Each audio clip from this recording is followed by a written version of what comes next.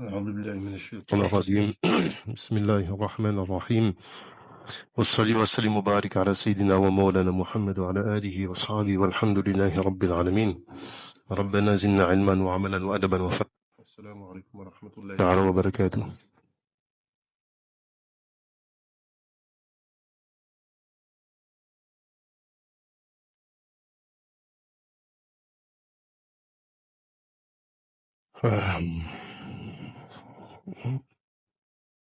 On va devoir quand même revenir sur un certain nombre de choses. Qu'Allah Ta'ala facilite chacun d'entre nous.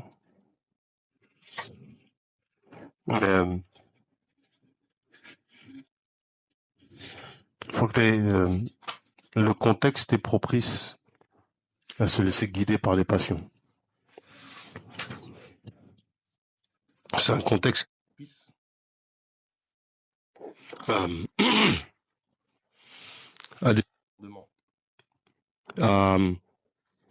au fait que on en oublie que on est des gens avec une éthique, avec une morale, et que de ce fait, il y a des postures dans lesquelles on ne doit pas être.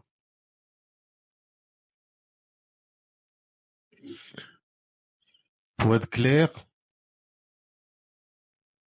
Allah dans le Coran nous dit que nous sommes la communauté qui est là, on est là pour témoigner, qu'on est un argument en fait contre les autres. C'est-à-dire que le jour de Yom Qiyamah, personne de cette génération-là, depuis la révélation du Coran, que ils ne savaient pas,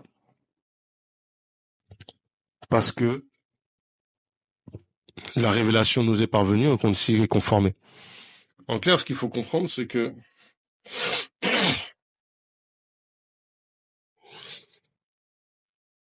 l'ordre qui nous est donné de suivre la charia et donc d'ordonner le bien et condamner ou blâmer le blâmable, d'interdire le blâmable,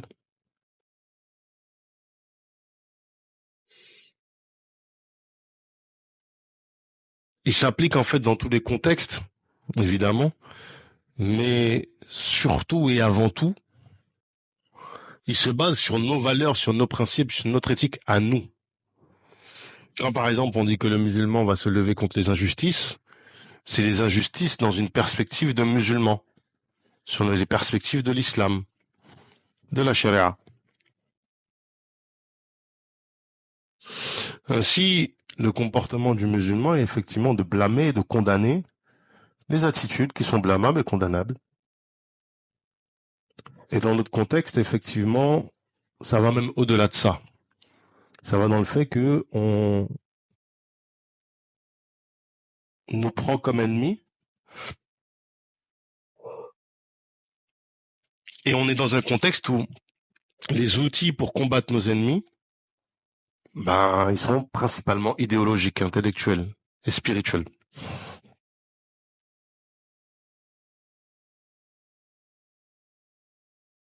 C'est pour ça qu'il faut rappeler déjà, avant toute chose, que le shahid, Abu Bakr, radiyallahu anhu,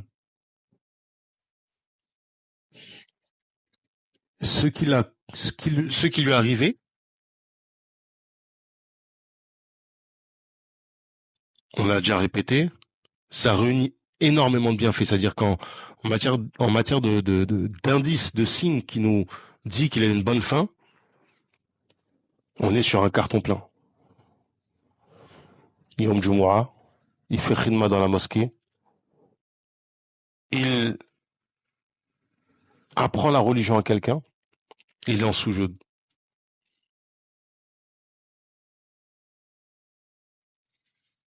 La vision matérialiste et non spirituelle pourrait amener certains à dire, regardez, on a profité de nos faiblesses, de notre gentillesse, pour nous faire ce qu'on nous a, pour faire ce qu'on a fait aux frères. Et en fait, non. Il a été mauvais, oui. Cette personne a été très mauvaise. Mais elle permet à quelqu'un, Inch'Allah Ta'ala, de lui faire accéder au paradis, j'ai envie de dire, droit devant. Il passe pas à droite, pas à gauche.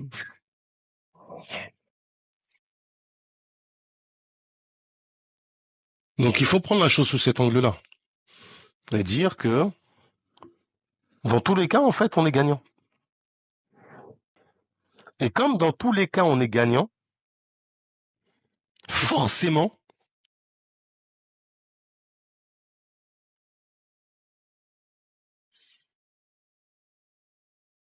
on ne peut pas se permettre de trahir nos principes et nos valeurs parce que les gens en face n'en ont pas.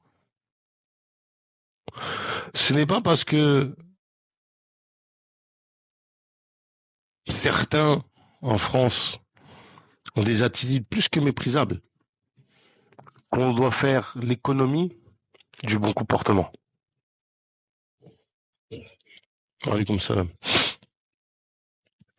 Le prophète alayhi salatu wassalam, a dit que le jour de Yawm Qiyamah, celui qui sera le plus proche de lui, c'est celui avec le meilleur caractère, le meilleur comportement. Donc il faut entretenir, continuer à maintenir en fait ces qualités-là, de générosité, d'altruisme, d'empathie, de comprendre l'autre. De comprendre, par exemple, qu'il y a des gens en France, ils sont malheureux.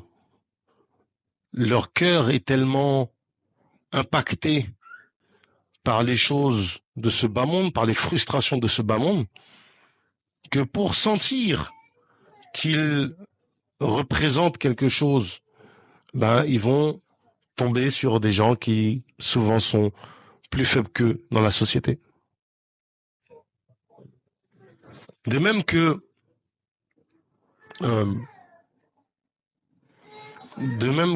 le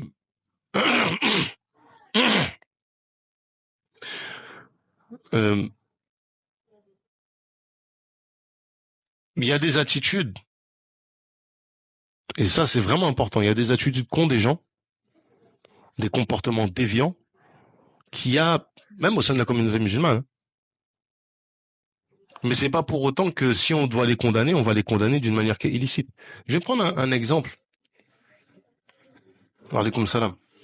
Un exemple qui est parlant. C'est le genre d'exemple que vous entendrez rarement en fait.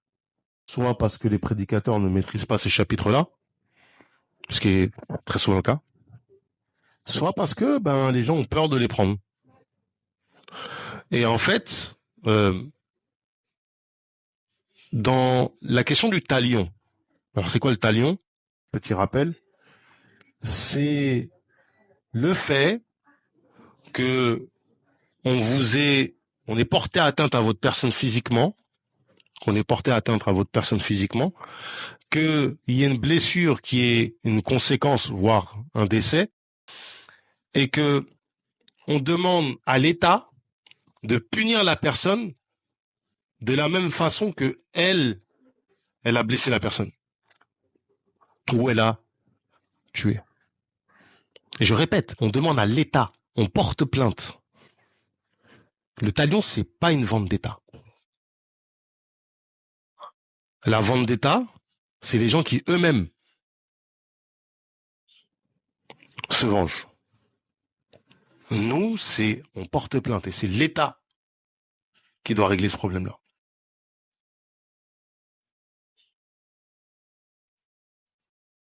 Et donc, en fait, la chose, c'est la suivante, c'est que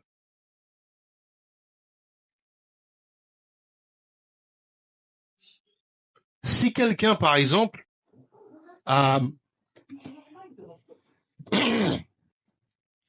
si la personne, par exemple, vous a amputé de la jambe, en fait, la blessure est tellement conséquente, elle est tellement conséquente qu'on ne va pas amputer de la jambe en demandant le talion. Pourquoi? Parce que quand on ampute la jambe, il y a un risque en fait de décès. De même que si quelqu'un utilise un bâton et le fait rentrer dans le derrière de quelqu'un, on ne va pas appliquer le talion en faisant la même chose à la personne, parce que c'est des choses qui ne sont pas permises. C'est des choses qui ne sont pas permises. Donc on peut pas permettre de punir d'une manière qui est illicite. C'est pas parce que quelqu'un a fait quelque chose d'illicite qu'on a le droit en fait de le punir d'une manière qui est illicite. Ça veut dire que, par exemple en France, c'est pas parce qu'on a un ministre qui dit n'importe quoi qu'on va se permettre de s'en prendre à lui d'une façon qui n'est pas licite. Et ça, en fait, faut vraiment comprendre que on a cette obligation de respecter nos principes et nos valeurs en toutes circonstances.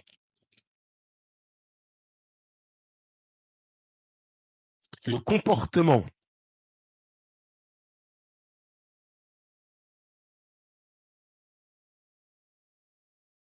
que doit avoir le musulman face aux événements actuels, c'est de rester droit dans sa religion.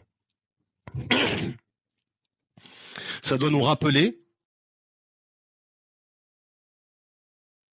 ça doit nous rappeler,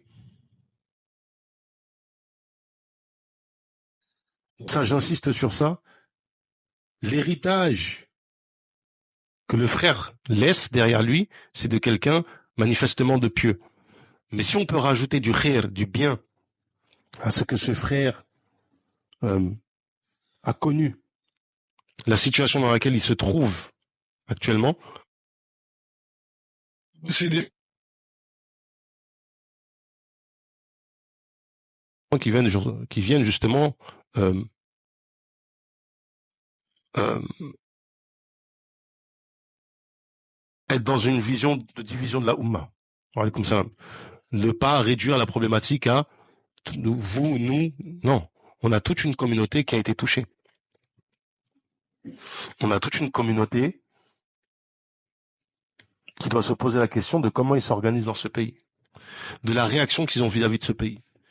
Et il faut comprendre qu'il y a deux angles de lecture. Un premier angle de lecture qui est celui qui nous vient naturellement, spirituel, métaphysique, du combat du bien contre le mal. On combat l'islam. Et il ne manque pas de pertinence. Mais d'un point de vue stratégique, d'un point de vue de l'échange, d'un point de vue de l'organisation de la société, il est question d'une mentalité de colon. Et en fait, c'est du colonialisme pur. C'est sur ça qu'est s'est bâtie l'identité française, qui fait que, en réalité, l'islamophobie que l'on connaît dans les médias ou au niveau de l'État ne découle que de la vision colonialiste qui a façonné en fait la République française. C'est important de le comprendre. Et que si on aborde la question sous cet angle-là, beaucoup plus de Français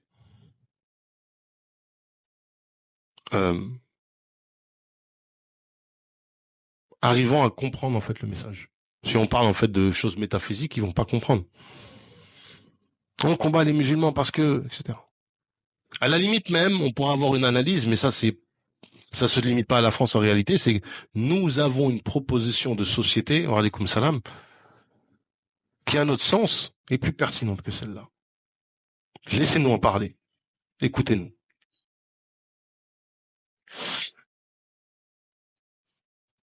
En tous les cas, ce qu'il faut que chacun d'entre nous on comprenne, et l'effort qu'on doit faire,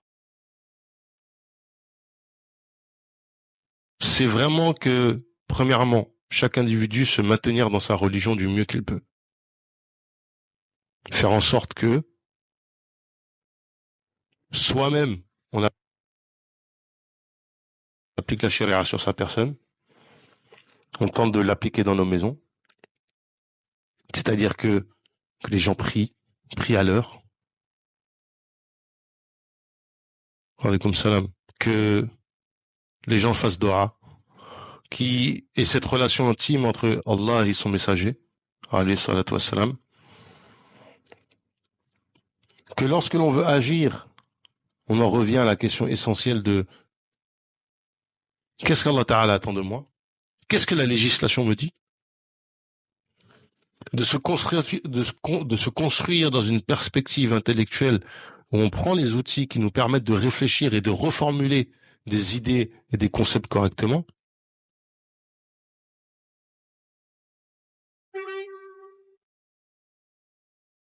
euh, il faut vraiment qu'il y ait une forme d'intelligence qui se manifeste, une forme de perspective, une forme de compréhension des enjeux de la société dans laquelle on vit. Le dernier point, je pense, qui est important à souligner, c'est la question des institutions musulmanes de France. Ces institutions doivent commencer à repenser leurs relations avec les musulmans et avec l'État. Mais nous aussi, on doit faire un effort de repenser nos relations avec elles. C'est-à-dire que on a beau faire de dire qu'ils ne sont pas représentatifs, mais que fait-on pour justement aller auprès d'eux et leur dire mais il y a un truc qui va pas dans votre fonctionnement, il faut le changer. On va prendre un exemple concret. Hein. Le recteur de la mosquée de Paris, Hafez, qui dit ce qu'il a dit sur un plateau télé. Je vais même pas analyser la chose sous l'angle du légal au sens de l'islam. Parce que l'idée, c'est pas de faire de l'anathème. L'idée, c'est pas de faire de l'anathème. Parce que si c'est pour faire de l'anathème, c'est facile. Vraiment, on a réglé le problème. On passe à autre chose.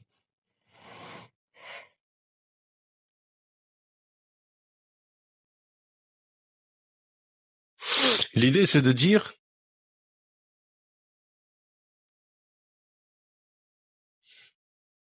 comment tu peux te permettre de ne pas défendre nos valeurs. Qu'est-ce que tu fais là? Si tu ne partages pas les mêmes valeurs que nous, pourquoi est-ce que tu es à la tête d'une institution aussi importante?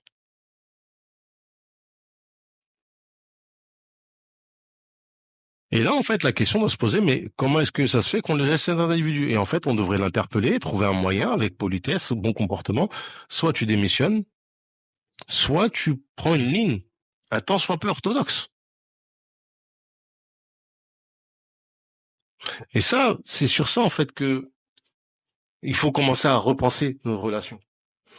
Il faut aussi être au fait de ce qui se passe. Il faut aussi, évidemment, euh,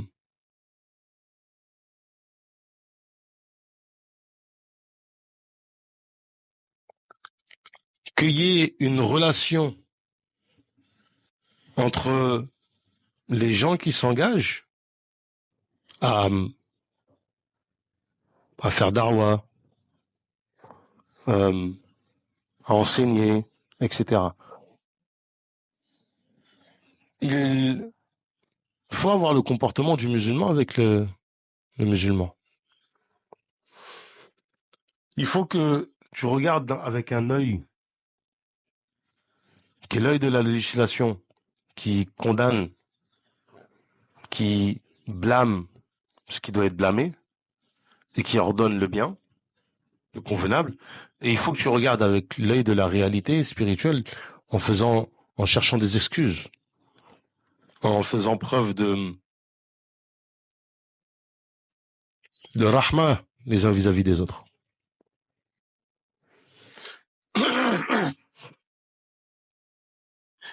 Fonctionnera d'une façon déséquilibrée, où on accorde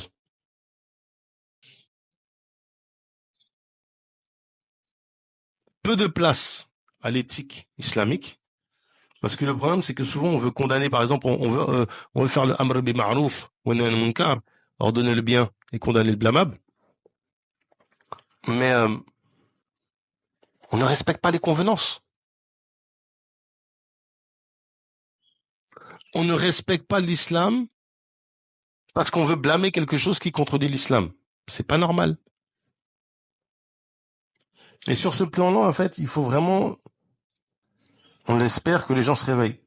La dernière chose, je vais conclure dessus, c'est que